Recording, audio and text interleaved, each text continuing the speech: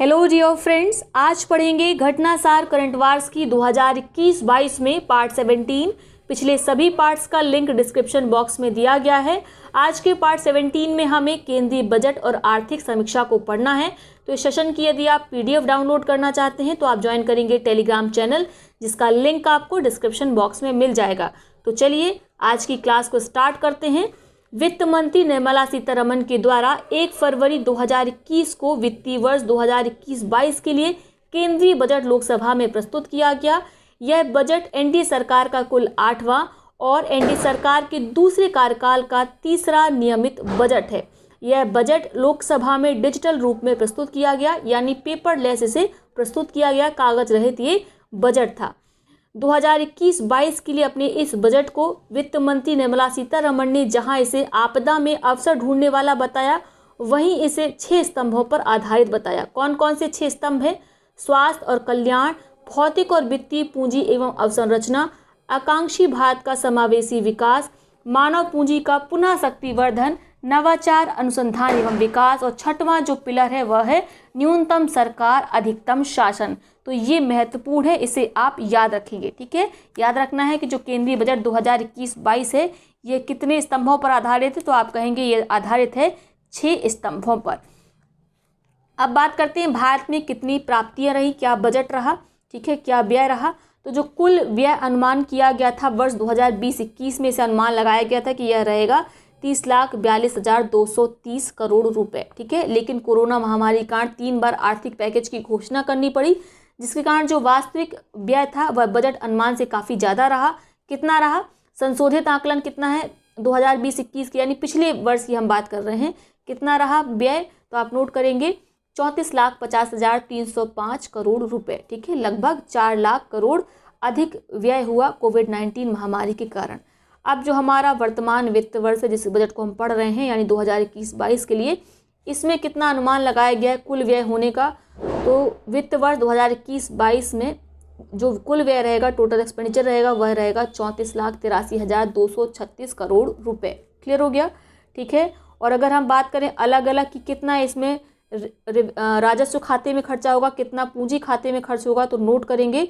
जो हालांकि ये महत्वपूर्ण नहीं है परीक्षा के लिहाज से, और इतना ज़्यादा अमाउंट, इतना ज़्यादा डेटा याद कर पाना संभव ही नहीं है, फिर भी आप याद करना चाहें तो जो राजस्व खाते में जो व्यय रहेगा वो कितना रहेगा? 29,29,000 करोड़ रुपए का। बाकी बचा हुआ जो 5,54,236 करोड़ रुपए है वो पूंजी खाते में व्यय होगा। आगे बात करते हैं। 2021-22 में सरकार ने कुल 34,83,236 करोड़ के प्रस्तावित व्यय की आपूर्ति 17,88,404 करोड़ रुपए की राजस्व प्राप्तियों से की, और जो शेष बचा अमाउंट था उसे पूंजीगत प्राप्तियों से, यानी कैपिटल रिसिप्ट से उसे पूरा किया गया। ठीक है, आगे देखते हैं। तो ये हमने पढ़ लिया, मोटा मोटा आप याद रखेंगे कि टोटल एक्सपेंडिचर कितना अनुमानित किया गया है। तो ये अनुमानित किया गया है वित्तीय वर्ष 2021-22 के लिए 34,83,236 करोड़ रुपए। तो बस इतना ही याद रखेंगे। अब बात करते हैं बजट में घाटे की, और यही परीक्षा में पूछे जाते हैं। तो जब हम पढ़ाएंगे तो थोड़ा सा बुद्धि खोल के पढ़ेंगे। आपको इसको इस तरह से पढ़ना है, जैसे बात कर रहे हैं हम राजस्व घाटे की, तो याद रखेंगे। आप चाहें तो नोट कर सकते हैं इसे एक पेज पर। 2021-22 के लिए हम यहाँ पर लिख देंगे। ठीक है, तो मैं ये अभी ईयर लिख दे रही हूँ, बाद में ईयर नहीं लिखूंगी। ठीक है, उसके बाद 20-21 का यहाँ पर रहेगा अनुमानित, और यहाँ पर रहेगा जो संशोधित आकलन रहा। क्लियर हो गया? तो चलो, क्लियर हो गया तो बात कर लेते हैं। जो आपका राजस्व घाटा है वित्तीय वर्ष 2021-22 में, ठीक है, वो क्या बताया गया? ये बताया गया ये रहेगा जीडीपी का 5.1%। कितना रहेगा? 5.1% रहेगा। बात कर रहे हैं हम 2021-22 के लिए। आगे बात करते हैं पिछले वर्ष यह कितना अनुमान लगाया गया था। तो पिछले वर्ष अनुमान लगाया गया था जीडीपी के 2.7% रहने का, लेकिन कोविड-19 के कारण सरकारी खर्चे में बढ़ोतरी हुई, 3 बार आर्थिक पैकेज की घोषणा करनी पड़ी। इसके कारण जो आपका राजस्व घाटा था, रेवेन्यू डेफिसिट था, जो संशोधित आकलन आया वो बढ़कर आया, वो कितना आया? 7.5%। तो याद रखना है वर्ष 2021-22 का जो अनुमान लगाया गया रेवेन्यू डेफिसिट का, वो लगाया गया 5.1% जीडीपी का। लेकिन जो पिछला वित्तीय वर्ष था 2020-21 का, उसमें अनुमान लगाया गया था 2.7 रहने का, लेकिन ये एक्चुअल में रहा कितना? संशोधित अनुमान क्या रहा? 7.5%। क्लियर हो गया होगा? ठीक है, थोड़ा सा विस्तार से बताया, समय लेके बताया, ताकि आपको यहीं पर याद हो जाए। साथ में किस तरीके से आपको लिखना है ये आप समझ पाएँ। प्रभावी राजस्व घाटा कितना अनुमान लगाया गया है वर्ष 2021-22 के लिए? 4.1% रहने का अनुमान लगाया गया है। आगे बात करते हैं फिस्कल डेफिसिट की। तो आपको अमाउंट वगैरह याद नहीं रखना है और संभव भी नहीं है, केवल परसेंटेज याद रखेंगे कि जीडीपी के कंपैरिजन में कितना रहा। तो जो 2021-22 के लिए राजकोषीय घाटा फिस्कल डेफिसिट का अनुमान लगाया गया है वह रहेगा जीडीपी का 6.8%। ठीक है। पिछले वर्ष 2020-21 में यानी पिछले वित्तीय वर्ष 2021 में अनुमान लगाया गया था कि ये 3.5% रहेगा, लेकिन वही कारण कोविड-19 के कारण सरकारी खर्चे में बढ़ोतरी हुई, जिसके कारण जो संशोधित आपका फिस्कल डेफिसिट रहा वो कितना रहा? 9.5% रहा। क्लियर हो गया? बहुत बढ़िया, क्लियर हो गया। तो अब आगे बात कर लेते हैं। लास्ट हमारा है प्राइमरी डेफिसिट। ठीक है। तो ये जीडीपी का कितना अनुमानित किया गया है वर्ष 2021-22 के लिए? 3.1%। पिछले वर्ष अनुमान लगाया गया था कि ये केवल 0.4% रहेगा, लेकिन जो भारी वृद्धियां हुई कोविड-19 से निपटने के लिए, ठीक है, अप्रत्याशित खर्चे हुए, उसके कारण काफ़ी ज़्यादा प्राइमरी डेफिसिट में बढ़ोतरी हुई और ये 0.4% से बढ़कर पहुंच गया 5.9%। तो ये संशोधित आंकड़ा है, ये अनुमानित है। ठीक है, ये अनुमानित था पिछले वर्ष के लिए, और ये आगामी जो हमारा 2021-22 का है ये उसके लिए हमारा अनुमानित प्राथमिक घाटा या प्राइमरी डेफिसिट है। तो आई होप अब यहाँ पे क्लियर हो गया होगा। क्लियर हो गया है ना? ठीक है, बहुत बढ़िया। तो अब बात करते हैं ब्याज भुगतान और सब्सिडी की। तो आप जानते हैं सबसे बड़ी जो सरकार के खर्चे की मद होती है वह क्या होती है? ब्याज भुगतान होती है। ब्याज अदायगी सरकार का सबसे बड़ा खर्चा होता है। ठीक है, तो ये आपको याद रखना है। ब्याज भुगतान के लिए कितना प्रावधान किया गया है बजट में? तो प्रावधान किया गया है 8,09,701 करोड़ रुपए का। इतना तो खर्चा हो जाएगा हमें ब्याज ही चुकाते चुकाते। ठीक है, मूलधन तो आप छोड़ दीजिए। और ये जीडीपी का छोटा मोटा अमाउंट नहीं है, बल्कि ये टोटल जो व्यय है, जो जीडीपी नहीं बोलेंगे, जो टोटल एक्सपेंडिचर है हमारा, यह उसका 20% है। क्लियर हो गया? तो ये हो गई खर्च की सबसे बड़ी मद। अब बात करते हैं सब्सिडी का कितना प्रावधान किया गया। तो सब्सिडी के लिए भी बड़े अच्छे खासे अमाउंट का प्रावधान किया जाता है। तो सब्सिडी के लिए कितना प्रावधान किया गया है? 3,35,361 करोड़ रुपए का प्रावधान इस बजट वर्ष में किया गया है। और सर्वाधिक जो सब्सिडी है वो किस क्षेत्र में दी जाएगी? तो आप कहेंगे मैम ये दी जाएगी खाद्य क्षेत्र में। ठीक है, कितनी दी जाएगी? चाहे तो याद करें अमाउंट, चाहे तो ना याद करें। 2,42,836 करोड़। लेकिन ये वाला जो अमाउंट है ना, इसे आपको याद कर लेना। थोड़ा स्लो पढ़ा रहे हैं, बोर हो रहा होगा, लेकिन ऐसे ही पढ़ते रहें, ऐसे आपको याद रहेगा। ठीक है। दूसरा जो सब्सिडी में खर्चा रहा वो किस मद का रहा? उर्वरक का रहा। तीसरा जो खर्चा रहा वो पेट्रोल सब्सिडी का रहा। ठीक है, तो क्रमवार आप ज़रूर याद रखेंगे, क्रम भी लगाने को आता है, तो क्रम आपको ज़रूर याद रखना है। सर्वाधिक खाद्य, फिर उर्वरक, फिर पेट्रोलियम। अब बात करते हैं रक्षा आवंटन के बारे में। तो रक्षा आवंटन हेतु इस बार जो प्रावधान किया गया है बजट में वो कितना किया गया है? 4,78,195 करोड़ रुपए का। कितना? 4,78,195 करोड़ का। ठीक है, ये सब आपको याद नहीं करना, इसको छोड़ दीजिए।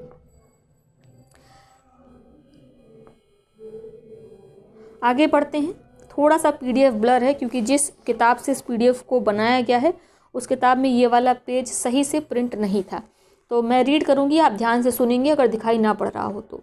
पिछले वर्ष 2020-21 के बजट में रक्षा हेतु किया गया कुल प्रावधान कितना था? 3,23,053 करोड़। किंतु संशोधित आकलन में यह व्यय रुपये 3,43,822 करोड़ अनुमानित है। इस प्रकार रक्षा सेवाओं में बजट आवंटन 7.4 की वृद्धि के साथ 2000। देखिए सिंपल सा इसमें क्या कह रहा है, जो पिछले वर्ष यानी पिछला जो वित्तीय वर्ष था हमारा 20-21 वाला, उसमें बजट का आवंटन कितना किया गया था रक्षा क्षेत्र के लिए? 3,23,053 करोड़ का। और इस बार कितना किया गया है? इस बार किया गया है 4,78,195 करोड़ का। ठीक है, ये इस बार किया गया है। लेकिन पिछली बार जितना हमने अनुमान लगाया था उससे अधिक खर्चा हुआ था। कितना खर्चा हुआ था? ये हुआ था 3,43,822 करोड़ रुपए का।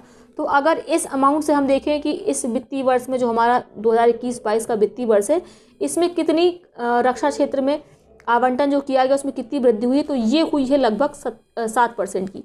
लेकिन अगर हम देखें कि जितना अनुमान लगाया गया था पिछले वित्तीय वर्ष में उससे अधिक हमारा रक्षा क्षेत्र में खर्च हुआ, तो अगर इसके कंपैरिजन में हम यानी संशोधित अमाउंट के कंपैरिजन में देखेंगे तो ये वृद्धि 1% से भी कम है। आई होप थोड़ा सा क्लियर हो गया होगा, ठीक है। तो मैं समझाना यही चाहती हूँ कि आपको याद रखना है कि जो रक्षा सेवाओं हेतु बजट का आवंटन किया गया पिछले वर्ष के कंपेरिजन में 7.4% की वृद्धि है, ठीक है। लेकिन अगर संशोधित आकलन देखा जाए तो यह वृद्धि 1% से भी कम है। आगे बात करते हैं। अपने बजट भाषण में वित्त मंत्री निर्मला सीतारमण ने बताया कि कोविड-19 की अवधि में निर्धनों, अनसंवेदनशील वर्ग जैसे लघु उद्यम, उद्योग और अन्य जो प्रभावित हैं उनको राहत पहुंचाने के लिए मई 2020 व इसके पश्चात 3 बार आत्मनिर्भर पैकेज की घोषणा की गई और इसी से सरकार का खर्चा जो है वो बहुत ज़्यादा बढ़ गया। तो ये ज़रूर याद रखना है कितनी बार आत्मनिर्भर पैकेज की घोषणा की गई, तो आप कहेंगे मैम 3 बार घोषणा की गई है, ताकि जो कोविड-19 के कारण जो आर्थिक क्षेत्र प्रभावित रहा, जो क्षेत्र प्रभावित हुए, ठीक है, जो वर्ग प्रभावित हुए, उनको क्या किया जाए, पुनः पहले जैसी स्थिति में लाया जा सके, ठीक है। तो इसके लिए 3 बार आर्थिक पैकेज की घोषणा की गई, जिसका नाम रखा गया आत्मनिर्भर पैकेज। कितना है ये, तो ये रहा लगभग, ये रहा कुल मिलाकर अमाउंट अगर बात करें तो ये रहा लगभग आपका 27.1 लाख करोड़ रुपए। कितना? 27.1 लाख करोड़ रुपए। इसमें केवल सरकारी प्रयास नहीं, आरबीआई ने जो उपाय बताए वो ये भी शामिल हैं। आरबीआई ने जो अपने तरीके से मेजर्स अपनाए उसका खर्चा भी इसमें जुड़ा हुआ है। तो 27.1 लाख करोड़ रुपए अनुमान लगाया गया कि लगभग इतना खर्चा आया है, ठीक है। और ये जीडीपी का कितना है, 13% है। तो ये अमाउंट भले आप भूल जाएं, लेकिन ये आप 13% बिल्कुल नहीं भूलेंगे, आपको 13% रट लेना है। तो आत्मनिर्भर पैकेज जो 3 बार घोषणा की गई उसमें जो कुल अमाउंट का खर्चा आया वह छोटा मोटा नहीं है, बल्कि जीडीपी का कितना है, 13% है। और हमने अभी आपको बताया कि ये महत्वपूर्ण है, तो इसको आपको याद रखना है। अब बात करते हैं बजट में जो अलग अलग मद हैं, जैसे पेंशन है, रक्षा है, सामाजिक कल्याण है, कर प्रशासन है, ठीक है, ब्याज है। इसमें बजट का क्या क्या कितना कितना आवंटन किया गया है, तो इसमें सबको याद रख पाना संभव नहीं है। हम पेंशन पढ़ेंगे, रक्षा पढ़ेंगे, ब्याज पढ़ लेंगे, कृषि और संबंधित क्षेत्र पढ़ लेंगे और स्वास्थ्य और ऊर्जा भी पढ़ लेंगे, इतना पढ़ेंगे, ठीक है। तो पेंशन के लिए कितना बजट का आवंटन किया गया है, ठीक है, कितना व्यय होगा, तो लगभग होगा ये 1,89,238 करोड़ रुपए, ठीक है। रक्षा में कितना रहेगा, 3,47,088 करोड़ रुपए। और कृषि एवं संबंधित क्षेत्र, एग्रीकल्चर एंड अलाइड सेक्टर में 1,48,301 करोड़ रुपए, ठीक है। ऊर्जा में 42,824 रुपये। स्वास्थ्य आप देख सकते हैं 74,602। तो इसको तो रट्टा मार लीजिए। ब्याज का सर्वाधिक मैंने आपको बताया था, लगभग कुल व्यय का 20% रहता है। तो कितना किया गया है बजट में इसके लिए आवंटन, तो नोट करेंगे 8,09,701 करोड़ रुपए। पीछे भी ये पढ़ चुके हैं हम, याद हो गया होगा। मेरे साथ रिपीट करिए, जो ब्याज अदायगी है वो सर्वाधिक है, कितनी है, 8,09,701 करोड़ रुपए। अब बात करते हैं जो सरकार के द्वारा विभिन्न योजनाएं चलाई जाती हैं उनमें अलग अलग जो आवंटन रहा वो कितना रहा, परीक्षा में पूछा जाता है। सबसे ज़्यादा इंपॉर्टेंट है मनरेगा, इसको आप रट लेंगे। इसमें कितना बजट अनुमान किया गया है, कितना आवंटन किया गया है, तो आप कहेंगे मैम ये किया गया है 73,000 करोड़ रुपए। कितना? 73,000 करोड़ रुपए। जल जीवन मिशन भी महत्वपूर्ण है, क्योंकि कई स्टेट के द्वारा, इवन केंद्र सरकार के द्वारा भी अच्छे प्रयास किए जा रहे हैं ताकि जल संरक्षण को बढ़ावा दिया जाए। तो इसके लिए कितना बजट का आवंटन किया गया है, 50,011 करोड़ रुपए। याद करेंगे, 11 शुभ नंबर है और जल ही जीवन है, तो इस प्रकार से आप इसको कनेक्ट करके याद कर सकते हैं। 50,011 रुपये, ठीक है। 50,000 रुपये का आवंटन किया गया, साथ में 11 करोड़ और जोड़ दिए गए, याद हो जाएगा, बहुत बढ़िया। अब बात करते हैं नेक्स्ट कौन सा इंपॉर्टेंट है, तो नेक्स्ट है आपका राष्ट्रीय स्वास्थ्य मिशन। इसमें किया गया है 37,130 करोड़ रुपए का आवंटन।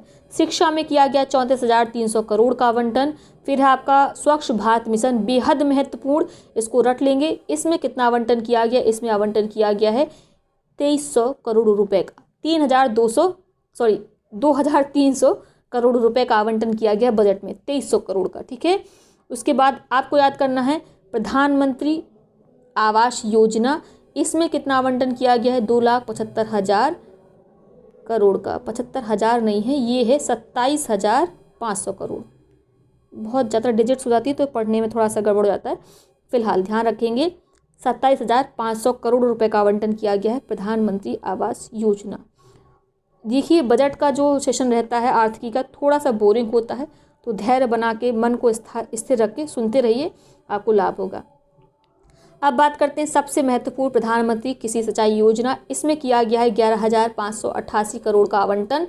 आत्मनिर्भर भारत रोजगार योजना के लिए किया गया है 3,130 करोड़ का आवंटन। और सबसे महत्वपूर्ण, इसको तो आप बिल्कुल भूल ही नहीं सकते हैं, ये वैसे भी योजना ही बहुत महत्वपूर्ण है, तो इसको भी आपको याद रखना, योजना जरूर पढ़ लेंगे। और इसके लिए जो बजट का आवंटन किया गया वह कितना किया गया, वह किया गया है 65,000 करोड़ रुपए। तो सबसे ज़्यादा याद रखेंगे आप, एक तो मनरेगा याद रखेंगे 73,000 करोड़, प्रधानमंत्री किसान सम्मान निधि के लिए 65,000 करोड़, और याद कर लेंगे आप स्वच्छ भारत मिशन जिसमें 2,300 करोड़ 2,300 करोड़ का आवंटन किया गया, उसको याद रखेंगे। उसके साथ जल जीवन मिशन 50,011 करोड़, याद हो गया होगा। अब बात करते हैं टैक्स की। तो पहले बात करेंगे प्रत्यक्ष कर की। तो जो टैक्स स्लैब है, ये टैक्स स्लैब आप देख सकते हैं, जो आयकर की ढांचा दिया गया कि किस प्रकार से आयकर सबमिट करना है, इसमें किसी प्रकार का परिवर्तन नहीं किया गया। तो एक बार टैक्स स्लैब जरूर पढ़ लीजिएगा, हो सकता है इससे प्रश्न बन जाए, ठीक है। तो अगर जीरो से आप 2.5 लाख रुपए तक कमाते हैं सालाना, तो इसे कर मुक्त रखा गया है। 2.5 लाख से 5 लाख के बीच अगर आपकी इनकम है, तो 2.5 लाख के ऊपर जितनी भी अधिक इनकम आती है, ठीक है, मान लीजिए 3 लाख कमाते, तो केवल 50,000 का 5% पर 50,000 पर आपका 5% टैक्स लगेगा, ठीक है। इसी प्रकार से आगे है, याद रखना है। तो ये एक बार पढ़ लेंगे, हो सकता है परीक्षा में कभी जोड़े मिलाने वगैरह को आ जाए तो कंफ्यूज नहीं होंगे, ठीक है। अब बात करते हैं जो नया प्रावधान किया गया है। नए बजट में 75 वर्ष से अधिक उम्र के ऐसे पेंशन भोगी जो बूढ़े हैं, वृद्ध हैं, ठीक है, 75 वर्ष के तो बूढ़े वृद्ध ही होंगे, उनको आयकर की विवरणी दाखिल करने की ज़रूरत नहीं है। उनको छूट दी गई है कि वो चाहें तो अपना RTI फाइल ना करें, क्योंकि उनको जो पेंशन मिल रही है उससे वो आर्थिक समृद्धि को प्राप्त नहीं कर रहे हैं, बल्कि किसी प्रकार से अपना जीवन यापन कर रहे हैं। तो ऐसे वृद्ध लोगों को बार बार बैंक जाने की, या जो CA है या किसी की भी ऐसे व्यक्ति की जो RTR फाइल करा सकता है, उसके आगे पीछे घूमने की आवश्यकता नहीं है। उन्हें ज़रूरत ही नहीं है RTR फाइल करने की। ये नए बजट में प्रावधान किया गया कि जो सराहनीय पहल है, ठीक है। आगे बात करते हैं, आयकर के मामले में निर्धारण प्रक्रिया अभी 6 वर्ष तक थी, जिसे पुनः प्रारंभ किया गया है। इस सीमा को घटाकर 3 वर्ष करने का प्रस्ताव बजट में रखा गया है। और एक जो मुकदमेबाजी थी, छोटे करदाता थे, किसी कारण वो कर नहीं जमा कर पाए, तो उनको बचाने के लिए विवाद से विश्वास स्कीम चलाई गई है। ये काफ़ी महत्वपूर्ण है। ये पिछले जो वित्तीय वर्ष का जो बजट था उसमें भी इसकी बात की गई थी, इस बार भी इसकी चर्चा की गई है।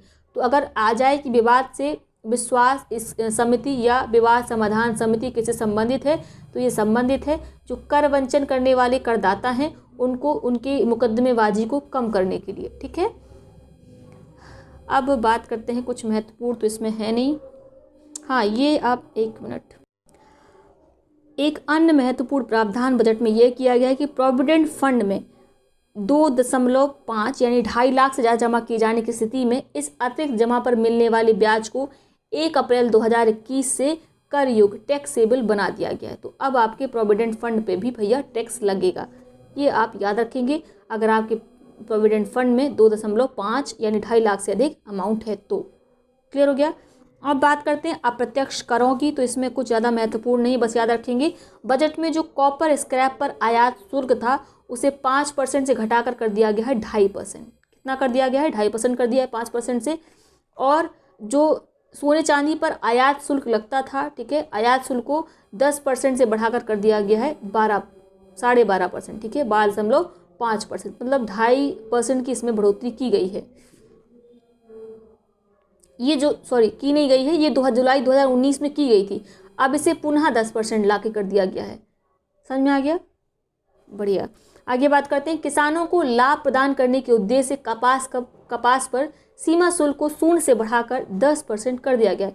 बेहद महत्वपूर्ण है। किसानों को लाभ देने के लिए जो कपास पर सीमा शुल्क लगता था, पहले वो बिल्कुल भी नहीं था, 0 था, अब इसे बढ़ाकर कर दिया गया 10%, ठीक है। रॉ सिल्क और सिल्क यार्न पर 10% से बढ़ाकर इसे कर दिया गया है 15%। तो कई बार आता है कितने प्रतिशत की वृद्धि की गई रॉ सिल्क और सिल्क यार्न पर, तो आप कहेंगे वृद्धि तो 5% की गई, ये 10% से 15% हो गया। और कपास में सीमा शुल्क में कितनी वृद्धि की गई? तो 10% की वृद्धि की गई है, 0 से ये 10% पहुंच गया।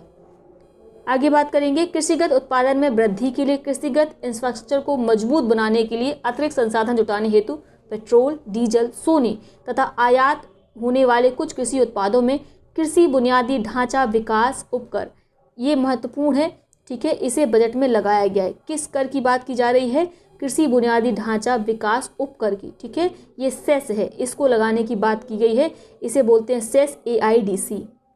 AIDC यानी agriculture infrastructure and development cess है ये, ठीक है, इसके लगाने की बात की गई है नए बजट में। इस उपकर के जरिए 30,000 करोड़ का राजस्व सरकार अर्जन करेगी, ये लक्ष्य सरकार के द्वारा निर्धारित किया गया है। अब बात करते हैं स्वास्थ्य एवं पोषण से संबंधित जो घोषणाएं की गई हैं उसके बारे में।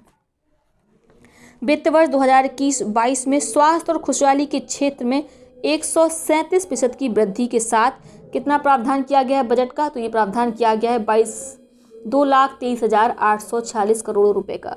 2,23,846 करोड़ का प्रावधान किया गया है। परसेंटेज वृद्धि जरूर याद रखनी है 137%, ठीक है।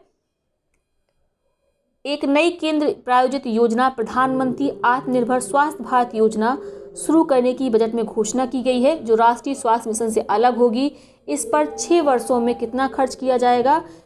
इसे खर्च किया जाएगा 64,180 करोड़ रुपए। तो ये योजना याद रखनी है, प्रधानमंत्री आत्मनिर्भर स्वास्थ्य भारत योजना, इसकी घोषणा बजट में की गई है और 6 वर्ष के लिए ये काम करेगी, ठीक है। आगे दिया गया है वर्ष 2021-22 में बजट अनुमान में कोविड-19 वैक्सीन के लिए रुपए 35,000 करोड़ का प्रावधान किया गया। तो बेहद महत्वपूर्ण बजट में, हालांकि ये खर्चा बहुत ज़्यादा रहा, बाद में और अधिक खर्चा हुआ, लेकिन बजट में कितना अमाउंट अलॉट किया गया कोविड-19 वैक्सीन के लिए? तो आप कहेंगे ये किया गया 35,000 करोड़ रुपए का। बजट प्रस्ताव के अनुसार पूरक पोषण कार्यक्रम और पोषण अभियान का आपस में विलय कर दिया गया है और जो नया मिशन है उसको नाम दिया गया है मिशन पोषण 2.0। 2.86 करोड़ घरों में नल कनेक्शन के साथ सभी 4,378 शहरी स्थानीय निकायों में सार्वभौमिक जलापूर्ति, 500 अमृत शहरों में तरल अपशिष्ट प्रबंधन के लिए जल जीवन मिशन शुरू किया गया। तो कितने शहरों में शुरू किया गया है जल जीवन मिशन को? तो आप कहेंगे 500 शहरों में, ठीक है। कितने शहरी स्थानीय निकाय हैं? ठीक है, लोकल अर्बन बॉडीज़ हैं, तो आप कहेंगे ये हैं मैम 4,378, ठीक है। इसके लिए 2.86 करोड़ रुपए का आवंटन किया गया है।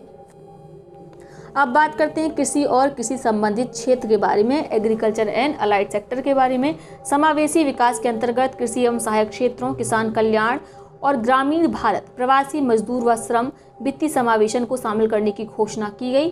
कृषि और सहायक क्षेत्रों के लिए 9 उपाय करने का बजट में प्रस्ताव किया गया है। तो कितने उपाय? 9 उपाय किए जाएंगे। स्वामित्व योजना को अब देश भर में लागू किया जाएगा। स्वामित्व योजना के अंतर्गत संपदा कार्ड बांटे जा रहे हैं। किसानों की जो ज़मीन है, ठीक है, और उनके जो घर की ज़मीन है उसको ड्रोन के माध्यम से मापा जाएगा। उसका एक रजिस्टर्ड कागज़ उन्हें मिलेगा कि हाँ उनके नाम या उनके हिस्से में इतनी ज़मीन आती है। उसका प्रयोग करके वो लोन वगैरह ले सकते हैं और इसी जो सर्टिफिकेट उन्हें मिलेगा या जो कार्ड उन्हें मिलेगा उसी को संपत्ति या संपदा कार्ड कहा गया, ठीक है, संपदा कार्ड कहा गया है। आगे बात करते हैं, ऑपरेशन ग्रीन स्कीम की घोषणा की गई, जिसमें जल्द खराब होने वाली 22 फसलों को शामिल किया गया। कितनी फसलों को शामिल किया गया है ऑपरेशन ग्रीन स्कीम के तहत?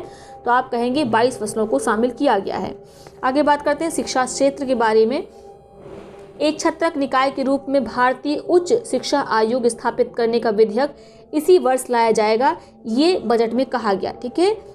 भारतीय उच्च शिक्षा आयोग को स्थापित करने के लिए लद्दाख में उच्च शिक्षा तक पहुंच के लिए लेह में केंद्रीय विश्वविद्यालय की स्थापना की जो है बात की गई बजट में। ये आप जानते हैं। देश में 100 नए स्कूल, सैनिक स्कूल खोले जाएंगे। इनकी स्थापना गैर सरकारी संगठन, निजी स्कूलों, राज्यों की साझेदारी से किया जाएगा। अनुसूचित जाति के 4 करोड़ विद्यार्थियों के लिए 35,000 करोड़ रुपए के बजट की घोषणा की गई है ताकि उनको शिक्षित बनाया जा सके। जनजातीय क्षेत्र में 750 एकलव्य मॉडल आवासीय स्कूल स्थापित किए जाएंगे। अब बात करते हैं वित्तीय अवसंरचना की। दिसंबर 2019 में घोषित NIP नेशनल इंफ्रास्ट्रक्चर पाइपलाइन के तहत 6,835 परियोजनाएं शामिल की गई, जिनकी संख्या बढ़कर कितनी हो गई है? 7400 हो गई है। इसको याद रखेंगे। 2019 में कितनी थी? ये थी आपकी 6,835 और नए वित्त वर्ष से बताएगा कि ये बढ़कर हो गई हैं 7400, 7,400। वित्त मंत्री ने बताया कि कितनी हो गई है ये 217 जो परियोजनाएं हैं वो पूरी हो चुकी हैं। इंफ्रास्ट्रक्चर सेक्टर की दीर्घकालिक वित्तीय आवश्यकताओं की पूर्ति के लिए डेवलपमेंट फाइनेंशियल इंस्टीट्यूशन की स्थापना की बजट में प्रस्ताव किया गया है। तो ये महत्वपूर्ण है, डेवलपमेंट फाइनेंशियल इंस्टीट्यूशन की स्थापना की बात वित्तीय वर्ष में की गई है ताकि जो इंफ्रास्ट्रक्चर से जुड़ी हुई दीर्घकालिक वित्तीय आवश्यकताएं हैं उनकी आपूर्ति सुनिश्चित किया जाए। ठीक है, और इस मद के लिए 20,000 करोड़ रुपए का प्रावधान बजट में किया गया है। आत्मनिर्भर भारत के लिए विनिर्माण वैश्विक दिग्गजों को सृजित करने हेतु 13 सेक्टरों में PLI production linked incentive scheme की घोषणा की गई है। किसके लिए? आत्मनिर्भर भारत के लिए। ठीक है, ताकि इंफ्रास्ट्रक्चर को बूस्टअप किया जा सके। इसके अंतर्गत जो वैश्विक दिग्गज हैं उनके लिए ही ये 13 सेक्टर में PLI की घोषणा की गई है। इसके लिए सरकार ने अगले 5 वर्षों में लगभग 1.97 लाख करोड़ रुपए की प्रतिबद्धता व्यक्त की है। इसकी शुरुआत 2021-22 से होगी। तो ये यहाँ पे कर लीजिए 22 अगले वित्त वर्ष में होगी। ठीक है, क्लियर, सिंपल सा। आगे बात करते हैं, ये शायद एग्जाम में पूछा जाए इस बार, इसको थोड़ा सा इंपॉर्टेंट कर लीजिए। वस्त्र उद्योग को वैश्विक स्तर पर प्रतिस्पर्धी बनाने, बड़े पैमाने पर निवेश आकर्षित करने, रोजगार सृजन को बढ़ावा देने के लिए मेगा इन्वेस्टमेंट टेक्सटाइल पार्क मित्र नामक योजना की शुरुआत की गई और इस योजना के अंतर्गत देश भर में 7 टेक्सटाइल बनाए जाएंगे, टेक्सटाइल पार्क बनाए जाएंगे अगले 3 साल में। क्लियर हो गया?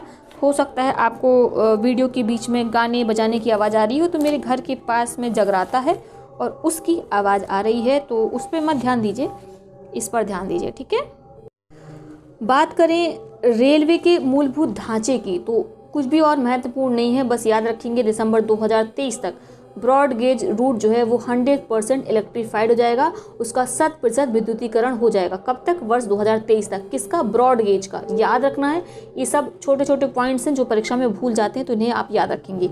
2030 तक फ्यूचर रेडी रेलवे प्रणाली के निर्माण के लिए राष्ट्रीय रेल प्लान फॉर इंडिया 2030 तैयार किया गया है। तो ये भी याद रखेंगे, फ्यूचर रेडी रेलवे प्रणाली को विकसित करने के लिए, निर्माण करने के लिए 2030 तक का प्लान बनाया गया है। जून 2022 से शुरू होने वाले western dedicated freight corridor DFC और ईस्टर्न DFC योजना से मेक इन इंडिया रणनीति के तहत लॉजिस्टिक लागत में कमी होगी। तो ये तो बेनिफिट है किसका? जो आपके डेडिकेटेड फ्रेट कॉरिडोर बन रहे हैं, वेस्टर्न और ईस्टर्न दोनों। अब बात करते हैं यात्रियों के लिए सुविधा और सुरक्षा के लिए क्या किया गया है, तो ये परीक्षा की दृष्टि से महत्वपूर्ण नहीं है। अब बात करेंगे वॉलंटरी व्हीकल स्क्रैपिंग पॉलिसी, ये लाई गई है ताकि पुरानी गाड़ियों को हटाया जा सके। इसके बारे में हम पिछले वीडियो में पढ़ चुके हैं। ठीक है, हमने पढ़ा था कि जो पर्सनल व्हीकल है, जो निजी वाहन है, उन्हें 20 वर्ष के बाद आपको हटाना होगा। जो कॉमर्शियल व्हीकल हैं उन्हें 15 वर्ष के बाद हटाना होगा अगर वो फिटनेस में फेल हो जाते हैं। ठीक है, अगर फिटनेस सर्टिफिकेट उनका नहीं बन पाता है तो इनको स्क्रैप और कचरा मान लिया जाएगा। क्लियर हो गया? ठीक है, अब बात करते हैं न्यू वैक्सीन की, जिसका नाम है न्यूमोकोकल। ये किसकी वैक्सीन है? ये है निमोनिया की, जिसे किसके द्वारा तैयार किया गया है? सीरम इंस्टीट्यूट के द्वारा। तो इस वैक्सीन को वर्तमान में 5 राज्यों में इसका उपयोग सीमित किया गया है, बाद में इसे पूरे देश भर में शुरू करने की घोषणा बजट में की गई है। प्रतिवर्ष जो है 50,000 बच्चों को मौत के मुंह से जाने से हमें बचाना है इस वैक्सीन को लगाकर। ठीक है, बीमा क्षेत्र में FDI, ये बहुत पुराना करंट अफेयर है और इतनी बार रिपीट हुआ, याद हो गया होगा। जो FDI सेक्टर है आपका, उसमें 49% से बढ़ाकर जो बीमा क्षेत्र है हमारा, उसमें FDI की सीमा को 49% से बढ़ाकर कितना कर दिया गया है? 74% कर दिया गया है। ठीक है, और वहीं खाद्य क्षेत्र में अगर हम देखें तो खाद्य क्षेत्र में हमने जो FDI है वो 100% कर दी है। क्लियर हो गया? इस सबको याद रखेंगे, परीक्षा में ये सब पूछे जाते हैं। अब ये सबसे महत्वपूर्ण है, गोवा इस वर्ष पुर्तगाल का आज़ादी का डायमंड जुबली वर्ष मना रहा है। कौन सा वर्ष मना रहा है? डायमंड जुबली वर्ष इस बार मना रहा है। इसके लिए 300 करोड़ का प्रावधान बजट में किया गया है। तो प्रश्न आएगा कि वह कौन सा राज्य है जो कि इस वर्ष अपना डायमंड जुबली वर्ष मना रहा है आज़ादी का, और उसके लिए बजट में 300 करोड़ का प्रावधान किया गया है। तो आपको तो याद ही है, आप कह दो कि मैम ये है गोवा। ठीक है, वित्त वर्ष 2021-22 में निजी सार्वजनिक साझेदारी मॉडल में बड़े बंदरगाहों के लिए 2,000 करोड़ रुपए की धनराशि का प्रस्ताव किया गया है। अगला है आपका उज्ज्वला योजना। इसका जो लाभ है ऑलरेडी इसके जो परिवार जो लाभार्थी हैं उनकी संख्या 8 करोड़ हो गई है। बजट वित्तीय जो हमारा जो बजट नया रहा 2021-22 का, उसमें 1 करोड़ और अतिरिक्त लाभार्थियों को इसमें शामिल किया गया, यानी इस योजना के जो लाभार्थी हैं उनकी संख्या में विस्तार किया गया है। और तभी इसका जो उज्ज्वला 2.0 है उसे 10 अगस्त को उत्तर प्रदेश के महोबा से प्रधानमंत्री नरेंद्र मोदी के द्वारा फिर से लॉन्च किया गया, ठीक है, उज्ज्वला 2.0, ठीक है, ताकि 1 करोड़ अन्य जो लोग बचे हुए हैं उनको गैस सिलेंडर उपलब्ध कराया जा सके। क्लियर हो गया, याद रहेगा, बहुत बढ़िया। अब बात करते हैं, हाँ ये ज़रूर याद रखेंगे कि 1 करोड़ सिलेंडर बांटे जाएंगे, लेकिन 100 अतिरिक्त शहरों को इसमें जोड़ा जाएगा, ये संख्या ज़रूर याद रखेंगे। अब ये हमने केंद्रीय बजट पढ़ लिया। अब हमें पढ़नी है आर्थिक समीक्षा 2020-21। तो हालांकि आर्थिक समीक्षा जब तक आपका आरओ का एग्ज़ाम होगा तब तक दिसंबर में है, 5 दिसंबर को, और अगले वर्ष आप जानते हैं फरवरी के 1-2 दिन पहले ही आती है। तो 28 या 29 जनवरी को आर्थिक समीक्षा पुनः आ जाएगी। तो इससे बहुत कुछ इंपॉर्टेंट तो अब नहीं आएगा, जो आएगा वो मोटा मोटा फटाफट हम लोग पढ़ लेते हैं। सबसे पहले बात करेंगे इसको कब प्रस्तुत किया गया। इसे प्रस्तुत किया गया 29 जनवरी को, ठीक है, किसके द्वारा? वित्तीय मंत्री निर्मला सीतारमण के द्वारा। इसे किसने तैयार किया? कोविड-19 योद्धाओं को समर्पित इस आर्थिक समीक्षा को वित्त मंत्रालय के प्रमुख आर्थिक सलाहकार कृष्णमूर्ति वी सुब्रमण्यम के नेतृत्व में तैयार किया गया। तो ये लाइन बेहद महत्वपूर्ण है। पहली बात, किसको ये समर्पित है? कोविड-19 योद्धाओं को ये समर्पित है। किसने इसको तैयार किया है, किसके नेतृत्व में से तैयार किया गया? तो आप कहेंगे आर्थिक सलाहकार कृष्णमूर्ति वी सुब्रमण्यम के नेतृत्व में। 2020-21 में चूंकि बजट भी हमारा डिजिटल रूप में प्रस्तुत किया गया था, तो आर्थिक समीक्षा भी डिजिटल रूप में प्रस्तुत की गई। अब चलते हैं जो हमारे पढ़ने लायक उसे पढ़ेंगे। 31 दिसंबर 2022 तक जो मृत्यु का आंकड़ा है, 1 मिनट। अब आर्थिक समीक्षा में उस समय आई थी, ठीक है, ये आई थी 29 जनवरी 2021 में। तो उस समय का डेटा दे रखा है कि कोविड-19 के कारण कौन सा राज्य प्रभावित रहा। तो ये महत्वपूर्ण नहीं है क्योंकि अब स्थिति बहुत बदल गई। उसके बाद बहुत से स्टेट में और ज़्यादा समस्या देखने को मिली, ठीक है।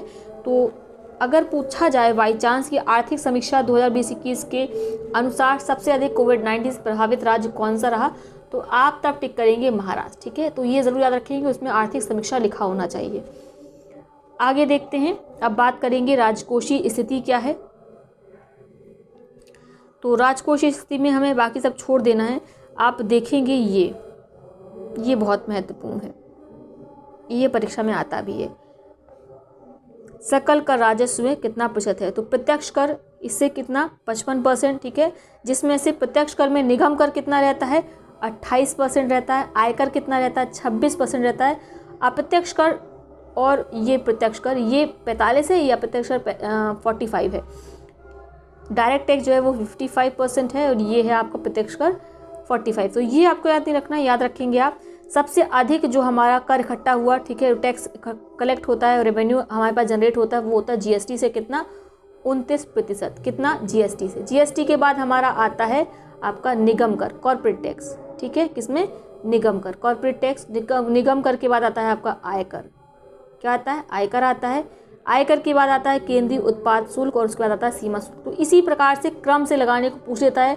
सर्वाधिक हमसे किससे रेवेन्यू जनरेट होती है, किस टैक्स से? तब आप ज़रूर कहेंगे कि मैम ये जीएसटी से होती है, 29% लगभग, ठीक है। और उसके बाद निगम कर से, और उसके बाद किससे होती है? आयकर से, ठीक है, इनकम टैक्स से। तो इनकम टैक्स तीसरा स्थान रखता है। आगे बात करेंगे, आगे हमें सीधे यही पढ़ लेना है। भारत में जो वस्तुगत निर्यात होते हैं तो वो कौन से 5 शीर्ष उत्पाद हैं जिनका हम निर्यात करते हैं? सर्वाधिक हम लोग निर्यात करते हैं किसका? पेट्रोलियम उत्पाद का, ठीक है। कितना इसका अंश है कुल निर्यात में? 8.8% का। उसके बाद औषधि फॉर्मुलेशन, ये दूसरे नंबर पर है, 7.1%, ठीक है। मोती और बहुमूल्य पत्थर, ये तीसरे नंबर पर है। फिर है लोहा और इस्पात, फिर है इलेक्ट्रॉनिक मशीनरी। तो इसे इसी प्रकार क्रम अनुसार आप लिख लीजिए, ये परीक्षा में इसी प्रकार से पूछा जाता है। आगे बात करेंगे, हम क्या क्या आयात करते हैं, उसे हमें क्रम वाइज पढ़ लेना है। तो हमने अभी क्या पढ़ा कि जो हम निर्यात करते हैं उसमें पहले नंबर पर शीर्ष पर कौन था? पेट्रोलियम उत्पाद था। और यहाँ पर आयात के मामले में शीर्ष पर कौन है? पेट्रोलियम क्रूड है। क्या है? पेट्रोलियम क्रूड है। तो पेट्रोलियम क्रूड शीर्ष पर है। दूसरे नंबर पर पेट्रोलियम पदार्थ है। तीसरे नंबर पर स्वर्ण है। चौथे नंबर पर टेलीकॉम उपकरण है। और 5वें नंबर पर है कोयला। क्लियर। अब बात करते हैं वस्तुगत आयातों के 5 प्रमुख स्रोत। अगर हम ये सब चीज़ें आयात करते हैं तो हमारा जो आयात का स्रोत है वो कौन से देश से हम सर्वाधिक आयात करते हैं, तो सर्वाधिक हमारा जो आयात रहता है वह रहता है चीन से। कितना? 17.7% का। फिर दूसरे नंबर पर हम आयात करते हैं अमेरिका से। कहाँ से? अमेरिका से आयात करते हैं। तीसरे नंबर पर संयुक्त अरब अमीरात से। चौथे नंबर पर हांगकांग। 5वें नंबर पर सऊदी अरब। तो क्रमवार याद रखेंगे। सबसे अधिक निर्यात हमारा होता है चाइना से, फिर अमेरिका से, फिर संयुक्त अरब अमीरात से, उसके बाद हांगकांग से। क्लियर हो गया। आर्थिक समीक्षा के अनुसार अप्रैल-नवंबर 2020 की अवधि में भारत का सर्वाधिक वस्तुगत निर्यात अमेरिका के साथ हुआ। संदर्भित अवधि में कुल निर्यातों का 18% निर्यात अमेरिका को किया गया है। तो ये हम लोग आगे पढ़ेंगे निर्यात के बारे में। हमने अभी ये पढ़ा है आयात। आयात हमारा सबसे ज़्यादा चाइना से होता है। निर्यात हमने किस देश को किया? सर्वाधिक अमेरिका को किया। चाइना जो है वो निर्यात के मामले में दूसरे स्थान पर आता है। हम उसको 7.8% उसके पास क्या करते हैं? निर्यात करते हैं, जबकि वो उसे हम मंगाते कितना परसेंट है? उसे हम मंगाते हैं 7.7%। तो आप देख सकते हैं कितना ज़्यादा यहाँ पर ट्रेड डेफिसिट है, ठीक है, इम्बैलेंस है। तो सबसे अधिक हमने निर्यात किया अमेरिका को, दूसरे नंबर पर चाइना है, तीसरे नंबर पर संयुक्त अरब अमीरात है, चौथे नंबर पर हांगकांग है और 5वें नंबर पर है सिंगापुर। तो ये दोनों टेबल आपको एज इट इज़ रट लेनी है, ठीक है। इससे परीक्षा में प्रश्न बनते हैं। आगे बात करते हैं।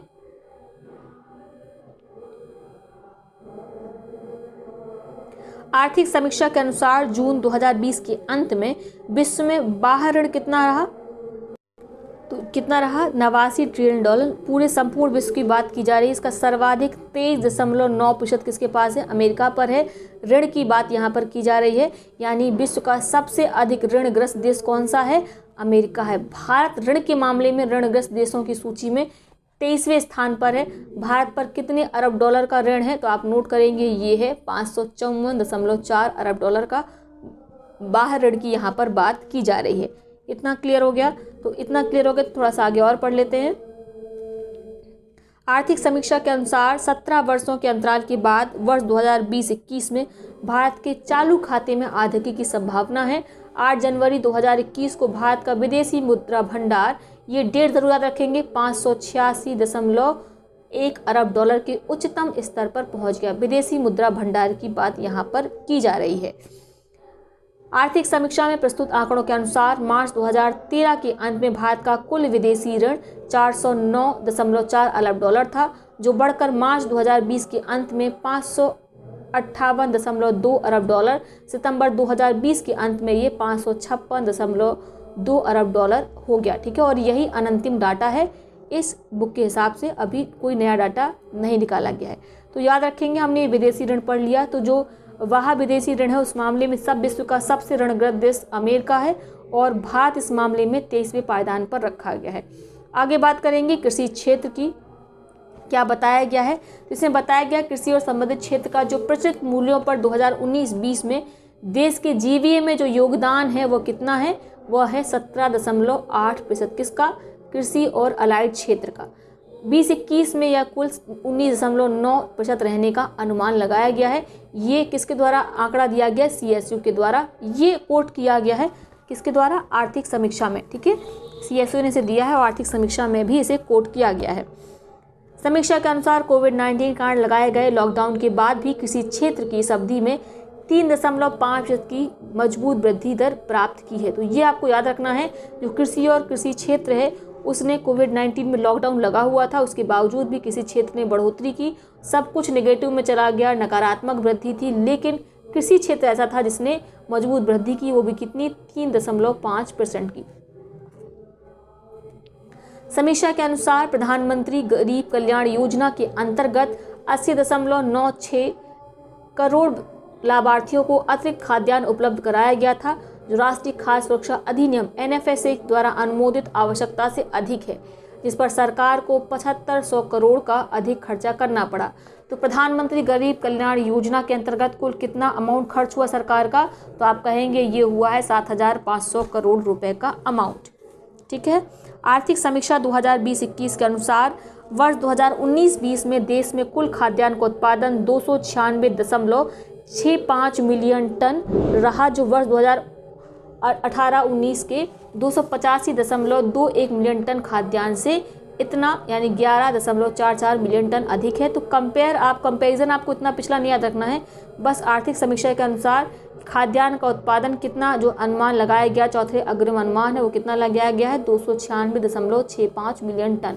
ठीक है, तो जब परीक्षा में इस तरह से आए तो याद रखेंगे ये नया डाटा पूछा गया है कि आर्थिक समीक्षा के अनुसार पूछा गया है, उसी प्रकार से आप आंसर करेंगे। आगे बात करते हैं। समीक्षा में बताया गया कि जो भारत का वैश्विक कृषि व्यापार है उसमें कृषि उत्पादों का हिस्सा कितना है, मात्र 2.5% है, जबकि हम कृषि प्रधान देश हैं। ठीक है, याद रखेंगे। समीक्षा के अनुसार बताया गया कि भारत से कृषि उत्पादों के कुल निर्यात में समुद्री उत्पाद हैं जो उनकी जो हिस्सेदारी सर्वाधिक रहती है, यानी जो मरीन लाइव है उनकी सबसे ज़्यादा हिस्सेदारी रहती है। हम सबसे ज़्यादा एक्वाकल्चर को निर्यात करते हैं। हमारी ये बात की जा रही है कृषि उत्पादों के कुल निर्यात में, जो कि कितना है, वैश्विक निर्यात का 2.5% है। और इस 2.5% में एक्वाकल्चर का निर्यात का हिस्सा कितना है, तो ये है 19%। ठीक है, समुद्री उत्पाद है ये। और कितना ये रहा, तो वर्ष 2019-20 में मत्स्य उत्पादन सबसे अधिक कितना रहा, 14.16 मिलियन मीट्रिक टन। मत्स्य पालन क्षेत्र में राष्ट्रीय अर्थव्यवस्था में जीवीए कितना है, 2,12,915 करोड़ रुपए रहा, जो सकल राष्ट्रीय जीवीए का 1.24% और कृषि जीवीए का 7.28% रहा। ठीक है, अब बात करते हैं हम लोग उद्योगों की। ठीक है, तो सबसे ज़्यादा उद्योगों में बात करते हैं जीवीए में कितना, किस उद्योग का कितना योगदान है। तो जो उत्खनन या खनन सेक्टर है, ठीक है, खनन जो होता है वह किया जाता है आपकी जो वह पृथ्वी की आउटर क्रस्ट पे किया जाता है, लेकिन जो उत्खनन होता है वह जमीन के अंदर खुदाई करके अंदर किया जाता है, ये उत्खनन होता है। ठीक है, तो खनन और उत्खनन का जो योगदान रहा वह कितना रहा, 1.7% योगदान रहा। सर्वाधिक जो योगदान रहता है वह है विनिर्माण क्षेत्र का। ठीक है, उद्योग की हम बात कर रहे हैं कि उद्योग जीवीए में कितना योगदान करते हैं, तो सर्वाधिक विनिर्माण क्षेत्र योगदान करता है। क्लियर हो गया। ठीक है, याद रखेंगे। और इसके साथ एक चीज़ और याद रखेंगे, हाल ही में खनन सेक्टर में भारत की पहली महिला इंजीनियर बनाई गई हैं जिनका नाम है आकांक्षा कुमारी, और उत्खनन क्षेत्र की जो पहली महिला इंजीनियर बनी उनका नाम है शिवानी मीना। तो ये भी आप याद रखेंगे। ठीक है, हालांकि करंट अफेयर था और मुझे लगा इसको शामिल कर देना चाहिए, ये काफ़ी नया है। विद्युत, गैस जलापूर्ति और अन्य जो उपयोगी सेवाएं हैं उससे जो जीवीए में योगदान होता है वो कितना होता है, 2.7% का होता है। तो कुल मिलाकर जीवीए में जो उद्योग का योगदान है वह कितना है, 25.8% है। कितना है, 25.8% है। सबसे ज़्यादा किसका है, विनिर्माण क्षेत्र का है, 14.5। ठीक है, और खनन उत्खनन का कितना है, 1.7 है। अब बात करते हैं सेवा क्षेत्र के बारे में। तो एससीओ के प्रथम अग्रिम अनुमान में देश के सकल मूल वर्धन में जीवीए में सेवा क्षेत्र में 2020-21 में 8.8% की इसमें संकुचन अनुमानित है। क्यों, क्योंकि लॉकडाउन लग गया था, तो जो होटल की बुकिंग थी या इस सर्विस सेक्टर से जुड़े हुए जो काम थे, ठीक है, कहीं ना कहीं जो सॉफ्टवेयर से रिलेटेड जो क्षेत्र था वो भी, आईटी सेक्टर भी प्रभावित हुआ, और वो सब किस में आता है, सेवा क्षेत्र में आता है, तो ये भी प्रभावित हुआ। इसी कारण में संकुचन देखा कि कितने परसेंट का, 8.8% का। ठीक है, वर्ष 2019 में इसमें हालांकि कितनी वृद्धि देखी गई थी, 5.5% की वृद्धि देखी गई थी, लेकिन बाद में हमने इसमें सुधार किया। जो सुधार रहा वो किस आकार का सुधार रहा, वी आकार का। ठीक है, अर्थव्यवस्था में वी आकार का सुधार हमें देखने को मिला। आगे बात करते हैं। सेवा क्षेत्र भारत के जीवीए का 54% से अधिक है। कुल निर्यात का 48% भारत में एफडीआई के कुल अंतर्वाह का चौथा पांचवा हिस्सा है। ठीक है, 4/5 हिस्सा है ये सेवा क्षेत्र। जीवीए में सेवा क्षेत्र की हिस्सेदारी 33 राज्यों के हिस्सा से प्रदेशों से 15 राज्यों में 50% से अधिक हो गई है। दिल्ली और चंडीगढ़ इसमें सबसे आगे है, 85% से अधिक है। तो ये हमने पढ़ लिया। अब हम लोग थोड़ा सा फटाफट पढ़ेंगे आर्थिक समीक्षा के प्रमुख बिंदु। 2020-21 में राजकोषीय घाटा जीडीपी का 3.5% के अनुमान से अधिक रहने की संभावना है। निरंतर आने वाले डेटा जैसे बिजली की मांग, रेल, माल भाड़ा, ई-वे बिल, जीएसटी संग्रह, इस्पात के उपभोग में उल्लेखनीय वृद्धि देखी गई, और यह वृद्धि रही बी आकार की। सरकारी खपत में 17% की वृद्धि का अनुमान वर्ष 2020-21 के दूसरी छमाही में रिकवरी की उम्मीद की गई है। प्रति व्यक्ति निवल राष्ट्रीय आय चालू कीमतों पर कितनी रहेगी, सबसे महत्वपूर्ण पॉइंट। ठीक है, ये सबसे महत्वपूर्ण पॉइंट है। कितनी रहेगी 2021 में? ये है 1,26,968 रुपये, इसको याद कर लीजिए। भारत का प्रति व्यक्ति GNI 2018 के 6,427 अमेरिकी डॉलर के मुकाबले 2019 में बढ़कर ये हो गया 6,681 अमेरिकी डॉलर। 2020-21 की दूसरी छमाही में निर्यात 5.8 और आयात में 11.3% की कमी का अनुमान लगाया गया है। कोविड-19 के कारण भारतीय अर्थव्यवस्था को हुए नुकसान को कम करने के लिए कृषि महत्वपूर्ण भूमिका निभाया। ठीक है, इसकी विकास दर 2020-21 के लिए 3.4% आंकी गई। वहीं उद्योग और सेवा क्षेत्र में संकुचन देखा गया, कमी देखी गई। उद्योग क्षेत्र में देखी गई 9.6% की कमी, वहीं सेवा क्षेत्र हमने अभी पढ़ा 8.8% की कमी देखी गई। ठीक है, जन्म के समय जीवन प्रत्याशा 2018 के 69.4 वर्ष से बढ़कर 2019 में कितनी हो गई है? 69.7 वर्ष। ठीक है, 69.7 वर्ष हो गई है, पहले ये 69.4 वर्ष थी। राज्य के अंदर और 2 राज्यों के बीच आवागमन में बढ़ोतरी से GST संग्रह रिकॉर्ड स्तर पर पहुंच गया है। और आपने देखा कि GST से यानी सारे टैक्सेस को मिला दिया जाए तो पहले क्या स्थिति होती थी? कॉर्पोरेट टैक्स सबसे अधिक रेवेन्यू जनरेट करता था, लेकिन अब GST सर्वाधिक रेवेन्यू जनरेट करता है। पहले नंबर पर GST है, फिर कॉर्पोरेट टैक्स है, फिर आपका इनकम टैक्स है। ठीक है, सार्वजनिक खर्च GDP के 1% से बढ़कर 2.5 से लेकर 3% होने से स्वास्थ्य और देखभाल लोगों द्वारा किए गए खर्च 65% से घटकर 35% होने का अनुमान है। वित्तीय वर्ष 2020-21 में भारत का GDP में 7.7% की गिरावट का अनुमान लगाया गया है। आर्थिक समीक्षा की यहाँ पर बात की जा रही है। 2021-22 में भारत की वास्तविक GDP वृद्धि 11% और सांकेतिक GDP वृद्धि दर कितनी रही? 15.4% रहने की अनुमान आर्थिक समीक्षा में लगाया गया। तो ये इतना इंपॉर्टेंट नहीं है, क्योंकि मैंने बताया आर्थिक समीक्षा को अब समय हो गया है, पुरानी हो गई है। तो जो पॉइंट हमने पढ़े हैं महत्वपूर्ण, बस उसे याद रखेंगे। एक तो आपको याद रखनी है, ये याद रखेंगे आप इसको।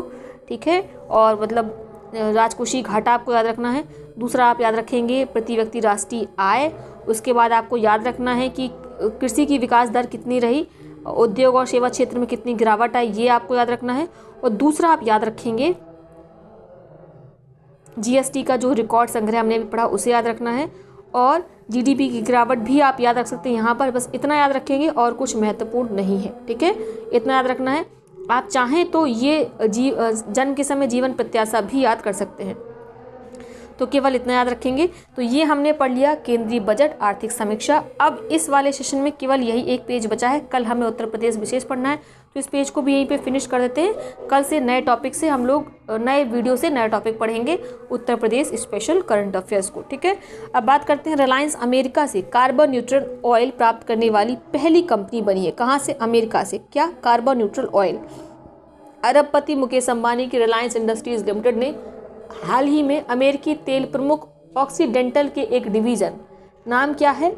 ऑक्सीलॉ कार्बन वेंचर्स, ठीक है, OLCV के कार्बन न्यूट्रल ऑयल की दुनिया की पहली खेप प्राप्त की। तो पूरी दुनिया में इस कंपनी से कार्बन न्यूट्रल ऑयल प्राप्त करने वाली रिलायंस इंडस्ट्रीज विश्व की पहली कंपनी है। और आप जानते हैं ये भारत के अरबपति मुकेश अंबानी की कंपनी है। रिलायंस की उपलब्धि उसे 2035 तक शुद्ध शून्य कार्बन कंपनी बनाने के लक्ष्य को पूरा करने में मदद करेगी। तो आपको याद होगा रिलायंस इंडस्ट्रीज ने घोषणा की थी कि 2035 तक वह टोटल यानी शुद्ध नेट जो है वो ज़ीरो कार्बन एमिशन वाली कंपनी बन जाएंगे। तो इस तरीके से कार्बन न्यूट्रल ऑयल लेने से उन्हें यही लाभ मिलेगा, ऐसा कहा गया। ठीक है, very large crude carrier VLCC की सी पर्ल में, जिसमें पर्मियन बेसिन के कार्बन न्यूट्रल ऑयल 28 जनवरी 2021 को जामनगर गुजरात में उतारा गया। तो इसे कहाँ उतारा गया है? जामनगर गुजरात में उतारा गया। आया कहाँ से? अमेरिका से। ठीक है, क्या आया है? कार्बन न्यूट्रल ऑयल आया है, जो कि अमेरिका को मदद करेगा 2035 तक शुद्ध शून्य कार्बन कंपनी बनने के लक्ष्य की प्राप्ति में। अब बात करते हैं गुजरात में HSBC की अंतर्राष्ट्रीय बैंकिंग इकाई का उद्घाटन। हांगकांग एवं संघाई बैंकिंग कॉरपोरेशन HSBC ने 26 जनवरी 2021 को गुजरात के गांधीनगर के पास Gujarat international finance tech city में अपनी इंटरनेशनल बैंकिंग शाखा यूनिट का उद्घाटन किया। तो बस इतना याद रखेंगे, उद्घाटन कहाँ पर किया गया है? गुजरात में किया गया है HSBC की अंतर्राष्ट्रीय बैंकिंग शाखा का। HSBC यानी Hong Kong and Shanghai banking corporation के द्वारा बजाज ऑटो विश्व की सबसे मूल्यवान दोपहिया वाहन कंपनी। बहुराष्ट्रीय दोपहिया तिपहिया वाहन कंपनी बजाज ऑटो ने 1 जनवरी 2021 को दुनिया की सबसे मूल्यवान, ठीक है, वैल्यूएबल दोपहिया कंपनी बन गई है। मोस्ट इंपॉर्टेंट भारत की बहुराष्ट्रीय कंपनी है, इसलिए आपको इसका नाम याद रखना है। बात कर रहे हैं बजाज ऑटो की। आगे बात करेंगे, भारत और मॉरिशस में मुक्त व्यापार समझौता हुआ है। केंद्रीय मंत्रिमंडल ने 17 फरवरी 2021 को मॉरिशस के साथ एक व्यापक आर्थिक सहयोग समझौता CECPA को मंजूरी प्रदान की है, जो मुक्त व्यापार समझौता यानी फ्री ट्रेड एग्रीमेंट का ही एक हिस्सा है। समझौते के तहत भारत के कृषि, खाद्य, कपड़ा, धातु, बिजली, इलेक्ट्रॉनिक उपकरणों सहित 310 उत्पाद बिना किसी शुल्क के मॉरिशस के बाजार में उतरेंगे। इसी प्रकार से मॉरिशस के कुछ उत्पाद जैसे तेल, साबुन, बिस्कुट, मछली, साबुन, बैग, ये सब भारत में बिना किसी शुल्क के उतरेंगे। यही होता है फ्री ट्रेड एग्रीमेंट, ठीक है। यही कारण है कि भारत RCEP में शामिल नहीं हुआ है, ठीक है। अलग अलग देश से समझौता करेगा तो अपनी शर्तों पर समझौता किया जाएगा, तो ये आपको याद रखना है, ये महत्वपूर्ण है। और अफ्रीका का ये पहला ऐसा देश है जिसके साथ हमने कोई मुक्त व्यापार समझौता किया है। तो ये हो गया कुल मिला के आज का सेशन। कल हम लोग नया सेशन पढ़ेंगे उत्तर प्रदेश विशेष, इसे एक ही वीडियो में ख़त्म कर देंगे और उसके बाद जल्दी से कोशिश रहेगी कि 2-3 वीडियो में इस बुकलेट को आप ख़त्म कर दिया जाए। बहुत लंबे समय से ये मैगजीन चल रही है ना। तो मिलते हैं नए सेशन में, तब तक के लिए आप लोग पढ़ते लिखते रहिए, मस्त रहिए, स्वस्थ रहिए, खाते पीते रहिए, पढ़ते और रिवीजन करते रहिए।